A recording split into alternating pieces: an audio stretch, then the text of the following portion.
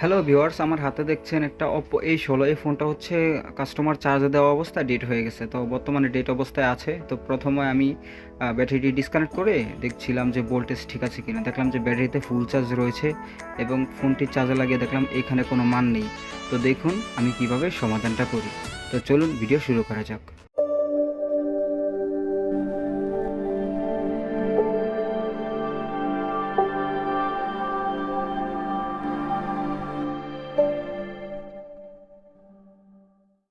ভিডিওর শুরুতে আমি ফোনের সকল কানেক্টর খুলে ফেললাম এবং মাদারবোর্ডটি দেখলাম এখানে কিন্তু স্টিল সেল ছিল।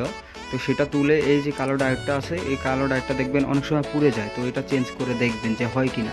তো আমি এটা একটু চেঞ্জ করে দেখতেছি যে এটা হয় কিনা। এটা না হলে আরেকটা সমাধান আছে, দুইটাই দেখতে পাবেন সামনেতে। আগে দেখি যে এটা তুললে হয় কিনা। তো আমার তোলা শেষ। এখন আমি একটু কেরোসিন দিয়ে ক্লিন করে নিচ্ছি বোর্ডটি।